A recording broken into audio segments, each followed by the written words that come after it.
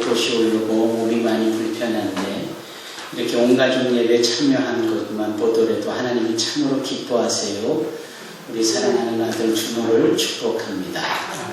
하나님께서 우리와 함께 하십니다. 질문을 좀 드리고 싶습니다. 여러분, 돈이 악한 겁니까? 성경이 돈이 악하다라고 말씀을 하고 있을까요? 돈이 악할 리가 없죠. 돈 좋은 건데. 다만 돈을 사랑하는 것을 성경 말씀은 경고합니다. 그래서 돈을 사랑함이 1만 가지의 모든 악의 뿌리, 근본이 되더라. 이렇게 경고합니다. 돈이 나쁜 것은 아닌데 그 돈을 사랑하고 그 돈이 최고다라고 여기고, 그래서 돈이면 다다라고 생각하고, 돈이면 해야 될 일 안 하고, 돈이면 안 해야 될 일 하고 하는 것들을 거침없이 이런 모든 것들이 있게 되어질 때 그것이 악인 거예요. 많은 사건 사고가 있었다고 이 봉헌 기도자의 기도 속에 나타나잖아요. 그 대부분의 사건 사고의 뿌리를 찾아가 보면 다 돈 때문이에요. 돈 때문에 사람 죽이고, 돈 때문에 법정 고소하고, 돈 때문에 갈등이 일어나고, 돈 때문에 가정이 깨지고, 이 돈 때문에 세상이 보이지 않는 거예요. 그래서 성경은 돈을 사랑함이 일만하게 뿌리가 이렇게 경고하고 있습니다. 성경이 우리의 삶을 넘어 장차 있을 내세만, 구원에만, 영생하는 삶에만 집중하여 말씀하고 있다고 생각하면 오산이에요. 성경은 그렇게 우리에게 생명을 약속하고 설명을 해줄 뿐만 아니라 이 땅에서 우리가 어떻게 인간답게 도리를 다하고 인간답게 처신을 하며 사는지에 대한 지혜도 알려주고 있습니다. 그런 것을 놓치면 안 되는 거예요. 화내는 걸 생각해 볼까요, 여러분? 성경이 우리에게 화내지 말랍니까? 어떨 것 같아요? 아니에요. 우리가 살아가보노라면 화낼 일 있습니다. 이렇게 불쑥 화를 내는 것, 불쑥 분을 내는 것, 그것도 하지 말라고. 성경이 그럴까요? 그렇지 않습니다. 우리라는 존재를 수용하고 존중하는 것이 하나님이시기에 우리에게 자유의지를 주셨듯이 우리가 살아가면서 마음에 들지 않는 것에 대한 반응을 보이고, 설령 그것이 불쑥 분으로 나타나고 화로 나타난다 할지라도 그것을 인정하는 게 성경입니다.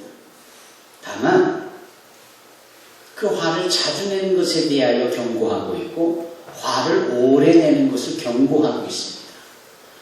그래서 분을 품어도 죄 짓지 말고 그 분으로 말미암아 죄라는 결과를 나타내지 말고, 두 번째, 분을 품어도 해가 지기까지 품지 말래요.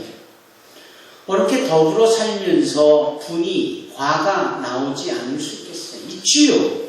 그러나 그것을 오래 간직하여서 분낸 마음으로 잠자리에 들거나 분이 나고 화가 난 마음으로 다음 날을 맞이해서는 안 된다라는 거예요. 그 교회에 대하여서 정의하고 있는 에베소서 말씀에 그 교회의 몸된 지체들로 서로 연락하고 있는 우리에게 경고하고 있는 것이, 분을 내도 죄 짓지 말고 분을 품어도 해가 질 때까지 품지 말라, 이렇게 말씀하는 겁니다. 두 가지지요. 그래, 살다 보면 그런 일이 있어 아닌 것 이해하나.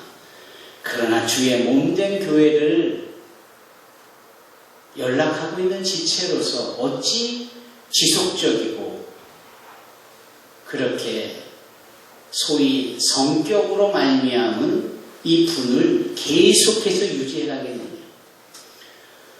앞에서 말씀드린 돈이라든지 뒤에서 말씀드린 화를 내는 일이라든지, 여러분 별거 다닐 수 있고 치부해버릴 수 있는 부분이지만 성경은 이런 것까지도 정확하게 말씀하고 있다라는 겁니다.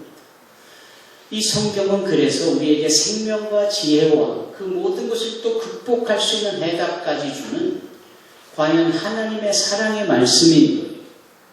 이 말씀을 우리가 늘 가까이 하고 삶 가운데 적용하는 것이 유익한 겁니다.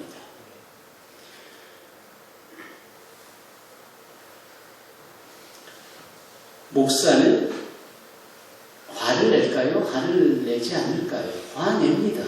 하루에 3끼 똑같이 먹고 목사라고 조깅할 때 넥타이 메고 조깅하는 줄 아십니까? 목사라고 집에서 누워 텔레비 볼 때 여전히 정장 차림으로 누워있는 줄을 아십니까? 그렇지 않습니다. 우리 강화도에 계신 조복희 집사님이 저에게 매력을 느꼈다고 한 부분이 그거예요. 어떻게 목사가 머리도 아무렇게나 빗지도 않는 것 같고 추위린 바람에 저렇게 온 동네를 뛰어다니냐?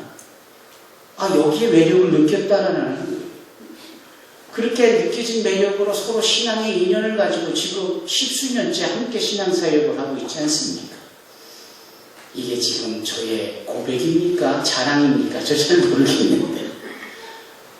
저도 똑같은, 우리 모두가 다 똑같은 인성을 지닌, 본성을 지닌 존재라는 것을 말씀드리기 위함입니다. 그래서 저도 화가 납니다. 그래서 저도 슬프고, 그래서 저도 안타깝고, 시시한 일을 보면 참, 뭐 이렇게 시시할까? 치사한 일을 보면, 뭐 이렇게 치사할까? 마음에 실망이 들어요. 이걸 잘 다스려야지. 이게 이 주의 종이 잘 다스리지 않으면 영향이 있는 거예요. 잘 다스리지 않고 마음에 응어리로 두면, 소위 해가 질 때까지 그것을 품고 있으면 다음날에 여지없이 문제가 생기고 말씀의 선교에 은혜가 덜하게 되고 뭔가 이렇게 미지근하고 닝닝하고 둔감하고 그런 겁니다. 이것을 감추려고 대부분의 목회자들은 위험을 나타내고 성경책을 꼭 옆구리에 끼고 천천히 팔을 휘저으며 걷는 그런 모습을 연출해내고는 하는데 아주 밥맛입니다. 차라리 아픈 그대로를 표현할 줄 알고 힘들면 힘들다라고 말하고 왜 성도들만 목회자한테 시험이 들어야 해요? 목회자는 성도들한테 시험이 들면 큰일 납니까? 제가 여러분들을 보면서 실망하고 있다는 생각은 안 해보십니까? 한편으로는 여러분들이 정말 귀한 일을 행하시면 너무 감동이 되어져서 목사보다 낫다라고 어느 다른 자리에 가서 칭찬하고 그것을 나눈다라고 생각해 보지 않습니까? 삶은 다 똑같은 겁니다. 힘들어요. 중요한 것은 이런 돈의 문제라든지 불쑥불쑥 나오는 이 분함의 문제라든지 과연 이것을 우리가 어떻게 조절을 해야 될 것이고 어떠한 거리감을 두어야 할 것이고 어떻게 해결을 해야 되는 것입니다. 내 안에 분이 일어나요. 끊임없이 분을 일으키는 수많은 요소와 거리들이 곳곳에 있습니다. 오죽하면 모세가 하나님의 말씀을 이스라엘 백성들에게 전했음에도 불구하고 외부에서 주는 엄청난 고난으로 인하여서 또 내부에서 갖는 갈등으로 인하여서 그 말씀을 듣지 않았다라고 출애굽기 6장의 말씀을 하고 있잖아요. 우리를 끊임없이 괴롭게 하는, 화가 나게 하는, 문제를 일으켜서 분내게 하는 요소들이 얼마나 많이 산적해 있는지 사람들의 거침없이 내뱉는 말 속에서 보여지는 행동 속에서 정말 곳곳에 내가 평생 자라오면서 가지고 있는 트라우마들이 이 쓴뿌리들이 해결되지 아니한 채 숨어있고 베어져 있고 웅크리고 있다가 틈만 나면 바로바로 날카롭게 뾰족뾰족하게 드러나는 일들이 얼마나 많겠느냐. 이런 것들이 좀 없애야 우리가 좀 행복하고 즐겁고 감사하게 살아야 하는데 그렇지가 않은 겁니다. 그냥 집에 들어가면 싱크대에 설거지거리가 수북히 쌓였고 그냥 세탁기 위에 빨래거리가 수북히 쌓여있고 빨래 건조대에는 말린 빨래를 개지 않고 그냥 이렇게 걸려있고 뭐 아이들이 학교 갔다 와서 가방 여기다 던져놓고 교과서 저쪽에 던져놓고 양말 한쪽은 여기 있고 막 이런 모습들이 우리로 하여금 불편하게 느끼잖아요. 그런데 이 악한 것들이, 이 더러운 것들이, 이 냄새나는 것들이 정말 나뿐 아니라 다른 사람들 속에서 나타나는 것들이 곳곳에 이렇게 산지에 있고 산적해 있다라고 볼 때 우리가 그 영향을 받지 않고 어떻게 하하호호 즐겁고 감사하며 해피하게 살 수 있겠느냐. 그게 어렵잖아요. 좀 이런 거 좀 싹 한번 쳤으면 좋겠는데 이런 먹구름 같은 것들이 곳곳에 꾸역꾸역 쌓여 있어가지고 곧 비를 내릴 것 같은 그런 뭐 어깨도 아프고 팔다리도 저리고 왜 아이들도 비가 올 때가 되면은 그 어린 것들이 본능적으로 입으로 푸르르 하면서 침도 이렇게 뱉잖아요. 그 본능적으로 우리가 환경에 영향을 받고 그것에 대하여 반응을 보이는 것을 의미하는 것 아닙니까? 이렇게 환경의 영향을 받고 문제의 영향을 받고 죄의 영향을 받는 이 모든 게 뭐냐? 이게 우리의 몸뚱이예요. 이게 우리의 육신입니다. 사도 바울이 로마서를 설명하면서 가장 강력하게 여러 번 회자하고 지적하고 언급하고 기록한 것이 이 우리의 몸뚱이. 죄로 인하여서 얼룩지고 오염되고 더러워진 이 몸뚱이가 여전히 주변의 환경과 말 한마디의 행동과 환경에 영향을 받아서 갈지자걸음을 걷고 넘어지고 자빠지고 이런 수도 없이 반복하는 무기력하고 무능한 이 존재를 육으로 표현하는 겁니다. 육! 그래서 그 육된 자기는 이 로마서 7장에 얼마나 버겁고 힘든지를 표현하는 거 아닙니까? 오호라! 나는 곤고한 사람이로다. 누가 나를 이 사망의 법에서 더 나아가 그는 이 사망의 몸에서 나를 건져내랴. 이런 고백을 하는 거예요. 주님을 만났던 사람, 성령이 충만한 사람, 내가 예수를 닮았다라고 하는 사람, 내가 주의 사역을 행할 때 그 사역이 얼마나 신실한지의 증인이 바로 하나님이다라고 거침없이 말할 수 있을 만큼 당당했던 사도 바울. 그러나 그 입으로 내오는 말 속에는 내가 악이 많고 내가 형편없는 몸뚱이요 육신이기에 이 모든 것들에 영향을 받아 이렇게 무기력하고 무능하게 살고 있다라는. 그런데 그는 거기서 끝나지 않습니다. 그는 육만을 얘기하지 않고 영을 말합니다. 영. 그 영은 무엇이냐? 바람과 같은 거죠. 하나님의 호흡과 같은 거죠. 하나님의 체온이라 할까? 그분의 기운이라 할까? 그분의 숨결 같은 것. 그래서 새가족 교육 때도 얘기했지만 성령을 말할 때 루아크 발음을 내어 뱉어야만 나는 단어가 바로 루아크 성령입니다. 신약 성경에는 푸니바라고 해서 발음을 내어 뱉음으로 호흡을 행할 때 이게 성령 푸니바가 가능할 수 있는 부활하신 주님께서 요한복음 20장에 따르면 너희가 성령을 받으라 하시며 하고 숨을 내어 주셨다라고 했습니다. 이 성령이 곧 우리에게 부어짐으로 인하여서 우리가 육신의 존재가 아닌 우리가 영의 존재가 되어졌다라고 성령은 말하고 있습니다. 사랑하는 성도 여러분, 그런데 이 바람과 같이 우리 가운데 임하는 이 성령의 역사가 우리의 간절한 소망과 더불어 이 성령의 실제적인 능력이 나타나 좀 꽉 껴있는 먹구름을 그냥 다 휩싸여 없애버리고 그냥 먼지처럼 덩어리처럼 굴러다니는 디굴디굴한 모든 더러운 것들을 그냥 다 쓸어내버려버립니다.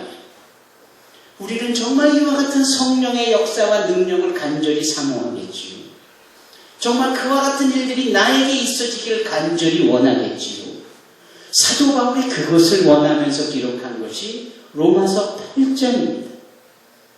육으로 보니 형편없는 나이고 더러움과 오물과 냄새나는 이 부패함이 나의 자아인데 성령의 바람이 나에게 부어옴으로 인하여서 이 더러운 것들이 다 날아가 버리고 씻겨져 버리고 이 강력한 성령의 역사가 지속적으로 나에게 부어짐으로 인하여서 더 이상 더러운 것들이 나에게 접근할 수 없도록 근접할 수 없기를 간절히 소망하는 것.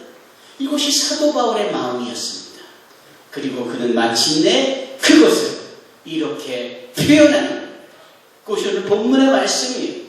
그러므로 그리스도 예수 안에 있는 자에게는 결코 정죄함이 없느니 왜냐하면 그리스도 안에 생명의 성령의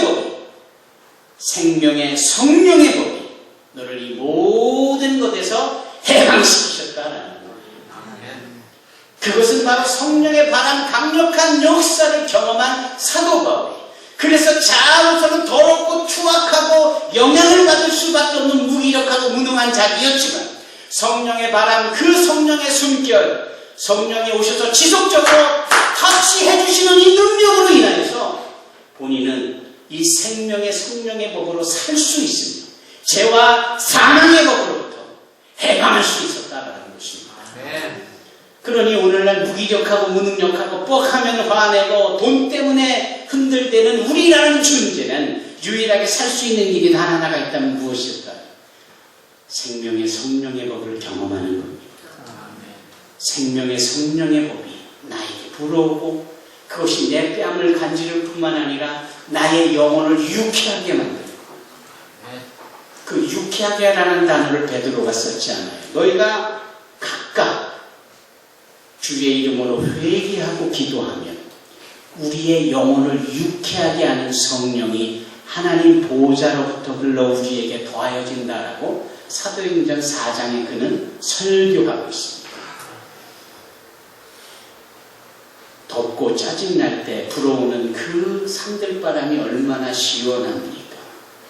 그것이 바로 성령의 나의 육신의 무기력함 속에 불어오는 바람으로 빗대어 우리가 생각해 본다면 나를 유쾌하게 하고 나를 행복하게 하고 나를 감사하게 하고 끓어오르는 분노쯤은 언제든지 절제할 수 있고 오래 두지 않고 단칼에 베어버릴 수 있고 돈의 노예가 되고 돈을 살아가는 자로서 이걸 해도 악이 되고 저걸 해도 악이 되고 이런 거로부터 돈을 오히려 절제할 수 있는 자들이 되며 능력 있는 삶을 살 수 있게 되어집니다.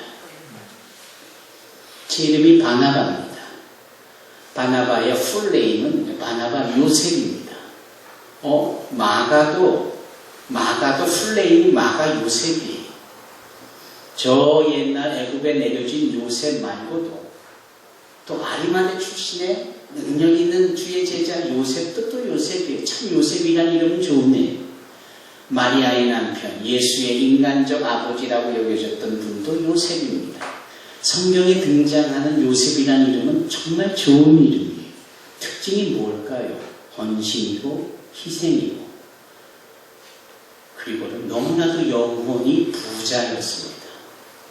사도행전 4장 끄트머리에서 사도행전 5장으로 넘어가는 장면을 보니까 이 구브로 출신의 바나바라는 부자가 성령이 충만하고 너무나도 사람들에게 존중받는 이 자가 자신의 모든 재물을 다 가지고 사도들의 발 밑에 두었다라고 하며 5장이 시작이 돼요.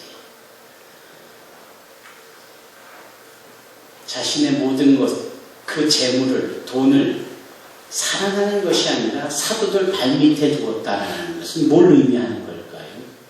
돈의 필요성을 아는 겁니다. 그러나 그 돈을 사랑하지 않는 거예요. 그리고 그 돈의 가치를 어느 정도에다 매기느냐면 머리에다 둬서 늘 돈을 생각하는 마음의 이 위치에 둬서 늘 돈을 사랑하는 천만에 내 발바닥이면 나에게 가장 낮은 위치입니다. 돈 따위는 그 정도에 두는 것이 타당하다라는 것이 초대교회의 모범이 되는 사도의 신앙관이었어요. 참 은혜가 되지요. 성령의 충만한 역사와 성령의 능력을 경험하니 여기 사도 바울이 말하고 있는 생명의 성령의 법을 경험하고나니 이룰 수 있는 겁니다. 저는 이스라엘 백성들이 출애굽을 하고 나서 맞닥뜨리는 그 첫 문제, 즉 홍해바다였지 않습니까? 그 홍해바다 같은 존재가 우리 가운데 얼마나 많이 있을까를 생각해 봅니다. 참 많아요. 사람들과의 관계도 홍해바다일 수 있습니다. 소위 돈과 관련된 경제적인 문제도 홍해바다일 수 있습니다. 내 자녀의 학업과 내 자녀의 진로, 내 모든 가족들의 함께 구원받아야 되는 이런 신앙적인 문제도 홍해바다일 수 있습니다. 그거를 도대체 어떻게 해결을 해야 할까요? 여러분, 해결할 수 없잖아요. 그래서 사람들이 두려워하고 목소리를 높이며 한결같이 뭐라고 말한 겁니까? 왜 우리를 여기까지 와서 끌어내 죽이려 하느냐? 다시 애굽으로 돌아가게 해달라는 것이.